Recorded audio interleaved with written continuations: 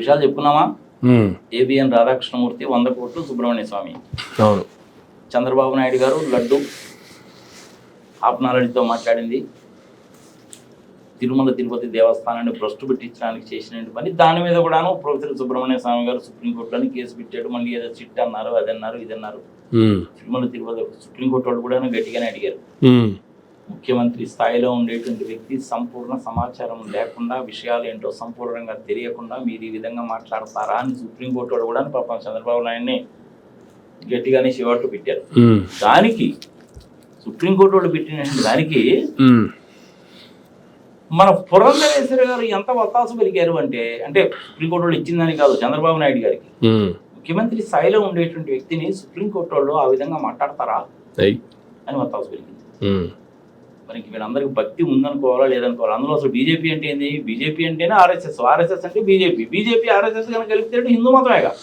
ముఖ్యమంత్రి స్థాయిలో ఉన్న వాళ్ళని సుప్రీంకోర్టు ఈ రకంగా మాట్లాడుతుందా అని అడిగే ముందు ముఖ్యమంత్రి స్థాయిలో ఉన్న వాళ్ళు ఈ రకంగా మాట్లాడొచ్చా అని ఒక వచ్చిన వాళ్ళకి వాళ్ళు కూడా వేసుకోవచ్చు కదా. మళ్ళీ వాడికైనా నువ్వు ఎక్కడున్నావు స్వామి? నువ్వంతా ఏదో నువ్వు కలియుగంలో ఉన్నావు. ఇప్పుడు నువ్వేదో త్రేతాయుగంలో ద్వాపర యుగంలో ఉన్నట్టు మాట్లాడితేట. నువ్వు ఉన్నది కలియుగంలో. కలియుగంలో అలాగే మాట్లాడతారు అంతే. మేము చెప్పింది మీరు వినాలి, మేము చూపించింది మీరు చూడాలి, నోరెత్తి మాట్లాడకూడదు. ఇలాంటి రిస్ట్రిక్షన్స్ అనేటువంటిది కేవలము భారతదేశంలో జడ్జెస్ ప్రొటెక్షన్ యాక్ట్ 1986లో జడ్జిలకు మాత్రమే ఉంది. కానీ అది పురంధరేశ్వరి గారు కూడా వర్తిస్తుందేమో, అందుకని ఆ రకంగా మాట్లాడి. ఇది న్యాయమా ధర్మమా ప్రజలు విజ్ఞతకు వదిలేస్తాం. అంటే కోర్టు అంటే కూడా నీకు అంత లెక్క లేకపోతే ఎట్టా?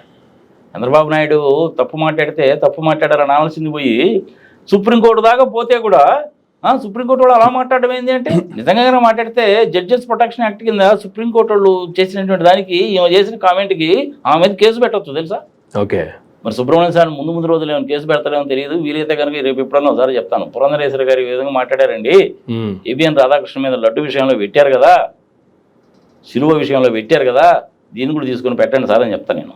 కానీ ఇప్పుడు ఆమె బీజేపీ ఎంపీగా, కానీ ఈయన కూడా బీజేపీ ఎంపీయే కదా.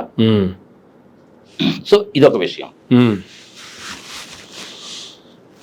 ఇది కాకుండా ఈ మధ్యకాలంలో జరిగినటువంటి వింతలు విశేషాలు ఏంటంటే, అన్య మతస్థులు ఎవరన్నా పోతే సంతకం పెట్టి వెళ్ళాలి.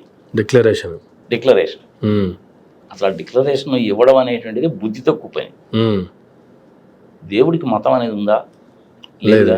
మరి అట్లన్నప్పుడు సొంతంగా ఎందుకు పెట్టాలి? సరే, అదొక రూల్ కింద పెట్టుకున్నారు. అది బూసీ గారు ఏమైనా పెట్టారంటే ఆయన పెట్టిన రూల్ కాదు అది, ఈ మధ్య కాలంలో వచ్చింది అది. సరే పెట్టారేమో, సంతకం పెట్టచ్చు పోవచ్చు, పెట్టకపోయినా కానీ తప్పులేదు. అబ్దుల్ కలాం గారు కూడా సంతకం పెట్టారు అని కొంతమంది అంటారు, పెట్టలేదని కొంతమంది అంటారు, మనకు తెలియదు. అంత దూరం ఎందుకు వెళ్ళాలి? అంతే కదా.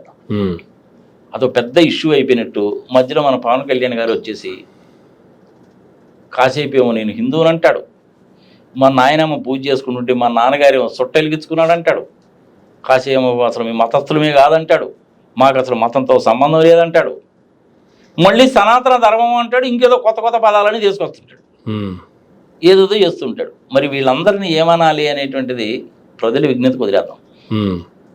తప్పు అనేటువంటిది ఎవడు చేసినా తప్పే. జగన్మోహన్ రెడ్డి సొంతం పెట్టకుండా వెళ్ళాడు అనేసి అంటే అది కూడా తప్పే. ఇక్కడ రూల్ అంటూ పెట్టినప్పుడు సంతకం పెట్టి వెళ్తే పోద్ది, ఏం తప్పే ఉంది అందులో? తప్పేం కాదుగా. నేనే ఉన్నాను బామర్, లెట్ మీ టేక్.